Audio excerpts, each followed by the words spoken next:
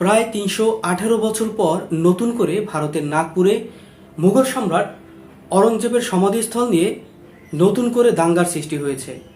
যদিও অরঙ্গজেবকে নিয়ে হিন্দুত্ববাদী যে সংগঠনগুলো রয়েছে, যে সমর্থকগুলো রয়েছে, তারা সবসময় বিতর্কমূলক বক্তব্য দিয়ে আসছিলেন, কিন্তু নতুন করে তারা আন্দোলন শুরু করেছেন যে নাগপুর থেকে এই অরঙ্গজেবের সমাধিস্থল সরাতে হবে। আর এই আন্দোলনটি নেতৃত্ব দিচ্ছেন উগ্র হিন্দুত্ববাদী সংগঠন বিশ্ব হিন্দু পরিষদ এবং বজরং দল।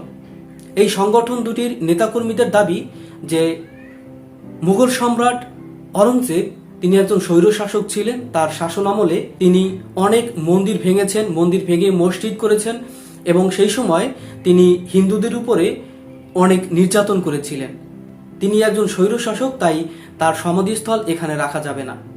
তো তারা যখন এমন আন্দোলন করতেছিলেন এবং তখনই একটি খবর ছড়িয়ে পড়ে যে তাদের আন্দোলনের ভিতরে তারা মুসলিমদের পবিত্র কোরআন পুড়িয়েছেন।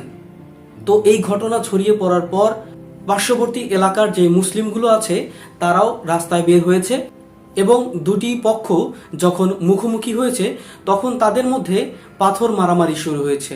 পাথর মারামারি থেকে এটি বড় একটি দাঙ্গায় রূপ নিয়েছে। সেখানে ঘরবাড়ি ভাঙচুর, ঘরবাড়িতে আগুন, রাস্তায় যত গাড়ি ঘোড়া ছিল সেগুলোকে পুড়িয়ে দেওয়া হয়েছে।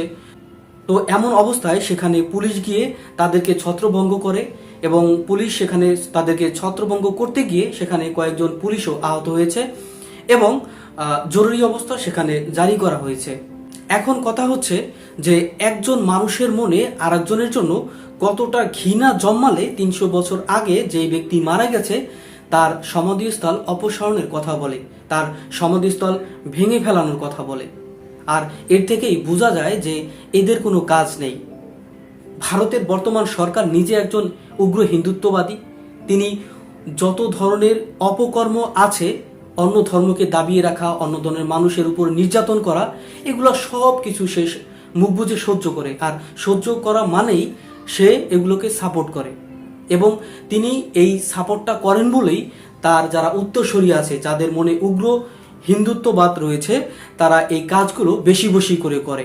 তাদের কোনো কাজ নেই, না তাদের কাছে কোনো চাকরি আছে, না তারা শিক্ষিত। তাদের কাজ একটাই যে কখন কোথায় কে গরু কাটলো, কে গরু বিক্রি করলো, কোথায় মুরগি বিক্রি করলো, কোথায় লাভ জিহাদ হলো, কোথায় আজান দিল, কোথায় নামাজ পড়লো, কোন মসজিদের নিচে কোন মন্দির রয়েছে, সারাক্ষণ এগুলোই চলতে থাকে ভারতে। দেখুন, যেই মুঘল রাজ্যকে নিয়ে আপনারা কথা বলছেন, যেই মুঘলদেরকে আপনারা ঘৃণা করছেন, সেই মুঘলরা এই ভারত মহাদেশকে প্রায় ৩০০ থেকে ৩৫০ বছর শাসন করেছিলেন।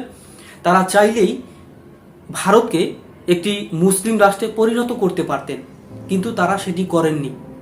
আপনারা যেভাবে বলছেন যে তারা যেভাবে তখন হিন্দুদের উপরে আক্রমণ করেছিল, যেভাবে মন্দির ভেঙেছিল, তাহলে কোনো হিন্দু এখন পর্যন্ত ভারতে বেঁচে থাকতো না, কোনো মন্দিরের নমুনা বা নিশান ভারতে থাকতো না।